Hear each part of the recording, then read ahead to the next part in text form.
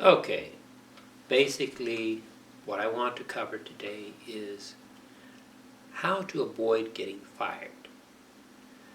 Now I plan to do a second video on finding out how you can find out if you're going to get fired. But in this case, we want to attack the problem head on. We want you to avoid getting fired. So what people will tell you, and this is actually a lie that hurts you, is they'll tell you that a company is logical and that the company will fire people who are lazy and they don't do their jobs and that's why they get fired. And that's not true. It is true that if you smart off to your boss, you'll get fired. If you come in late every day, you get fired. I mean, that's kind of like being disrespectful. You come in late every day and, there's a meeting, and every day you arrive late at the meeting, your boss has to stop, and you come in late, you make your boss look bad, and your boss gets upset, and it's an emotional thing. Your boss eventually says, you know what, you don't work here anymore. He fires you because he's angry, and it's an emotional thing. He does not fire you because you're not doing your job. You could be the best worker there, and you still get fired because your boss gets upset. Okay. In order to avoid getting fired, you need to unlearn several things. One of the things you've been taught is that you're more safe in a Fortune 500 company. You're more safe in a big company. It is true that the big company will survive, more than likely. However, we've seen examples of companies like General Motors going bankrupt, Radio Shack going bankrupt. Soon, Sears and JCPenney's will probably go bankrupt, but we'll see. And, Blockbuster, and you can take a look at Borders Bookstore.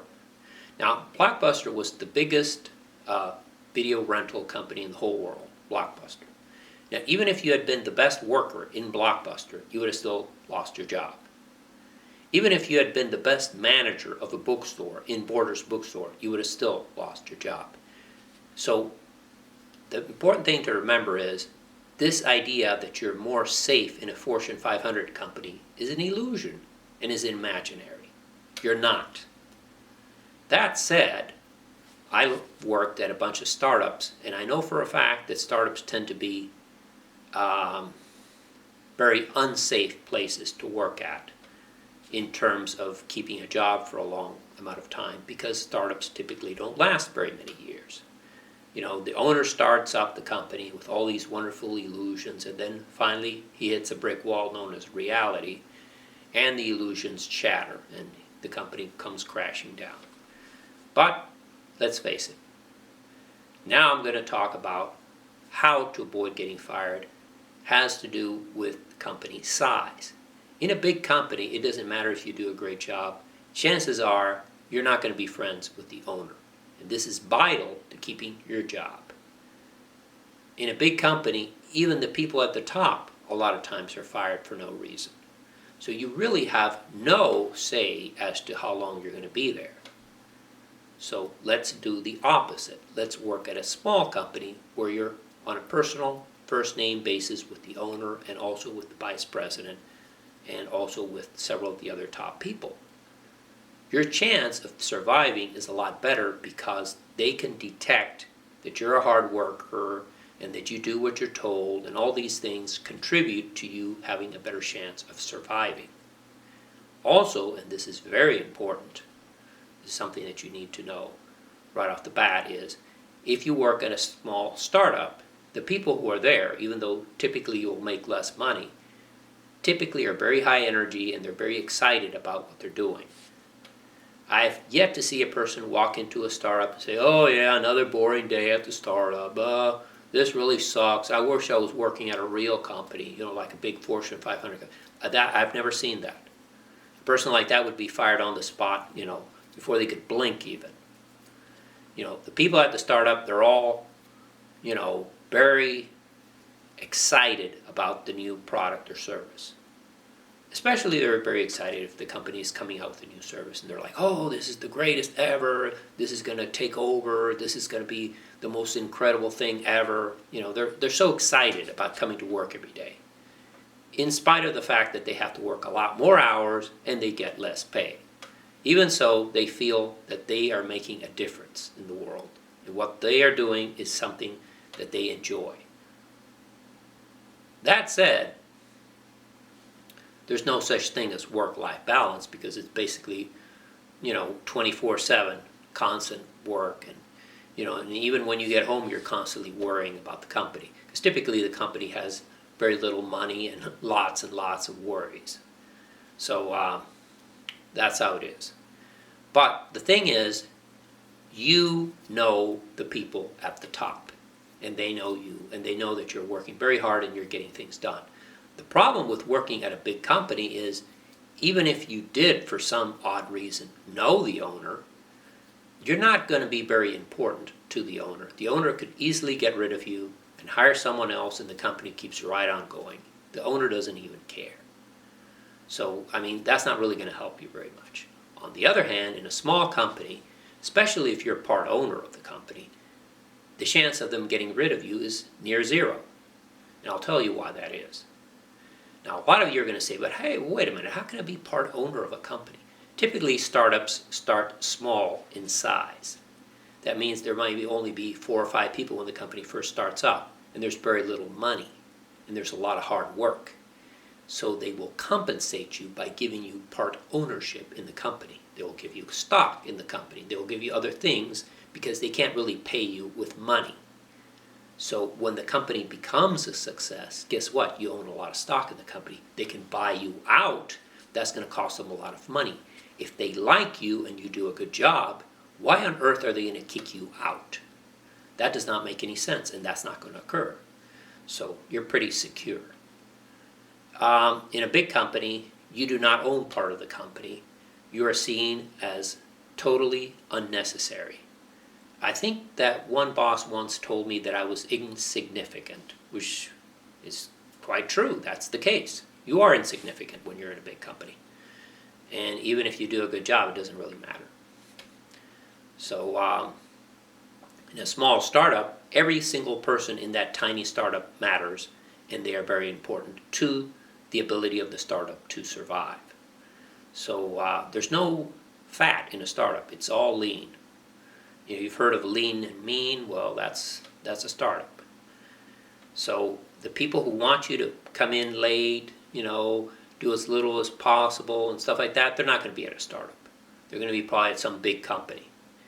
So they're not going to be at the startup, so you're going to find that the people who are there are very excited about what they're doing, and they're very excited about where they're going. So it's a different mentality, totally different mentality. At a big company, they're constantly firing people and outsourcing and downsizing, and it's just, that's just how it is. So your security is near zero. So, but at a big company, also they have all these programs and these plans and these things, and they have training, and they have all these wonderful things. So, it's a trade-off. The big company has a lot of things the small company does not have to offer. On the other hand, the big company is very political, and they're constantly firing people, and they're constantly downsizing, they're constantly outsourcing, and your chance of being there for a long time is very small. Let me give you an example. One of the people that I knew, because I've worked at a lot of small tech companies that were startups, was a guy in his 40s, and he was a very hard worker, and he was part owner of the company, and he was working super long hours. And you would always get these guys in their 20s, well, that guy's old. He's like a million years old. He's like 40. What we need to do is fire his ass.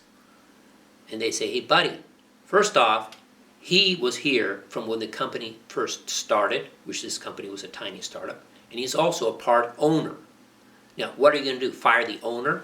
What's wrong with you? Oh yeah, oh.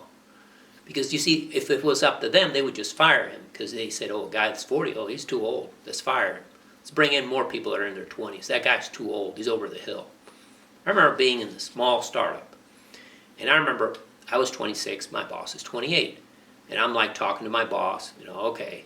There was another time when I was 28, my boss was 26. The same thing happened both times. Okay, first time, I'm 26, my boss is 28. My boss says, well, I don't hire people that are 30 because they're over the hill. I'm like, hey, buddy, You're going to be over the hill in 2 years? Is that what you're telling me? Oh, no, no, I'm different. But I only hire people that are young, like teenagers and stuff, because they're the only ones that understand technology. And I'm like, okay, if you say so. I'm thinking, whoa, I'm 26. In 4 years, I'm out the door. Then a few years later, 2 years later actually, I'm working at another startup. And this time I'm 28 and my boss is 26. And he goes, oh, I don't hire people that are like 30 because they're like over the hill. And I'm like, really? In 4 years you're going to be over the hill? Oh yeah, because people that are 30 are like old.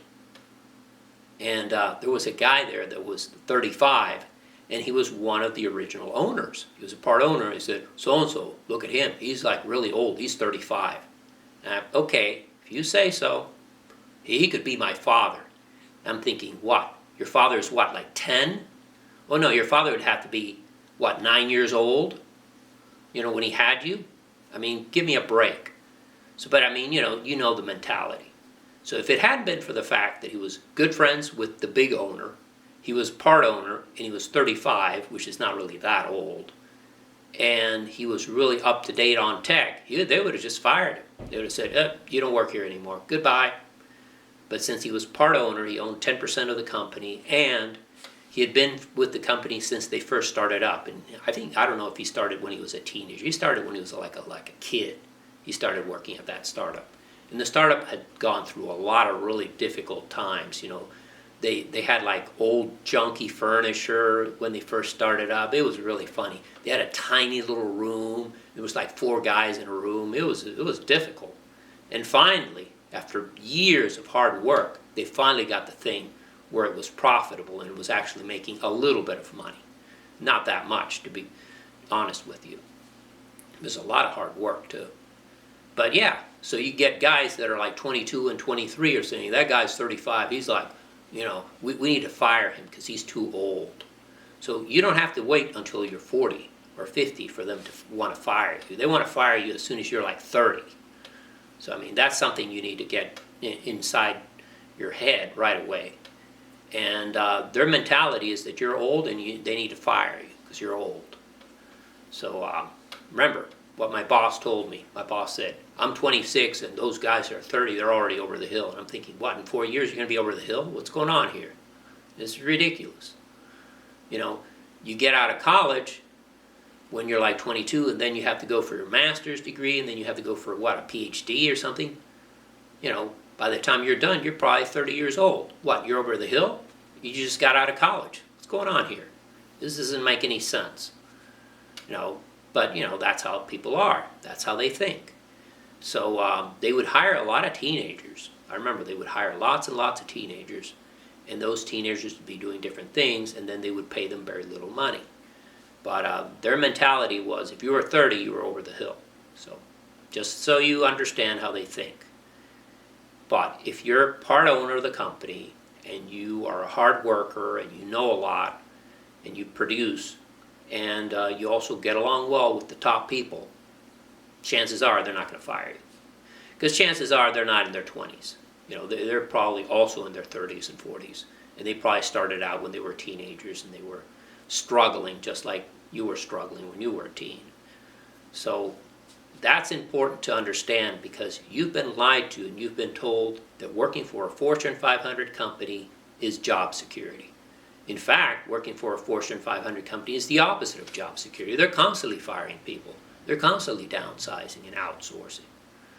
You have no job security working there.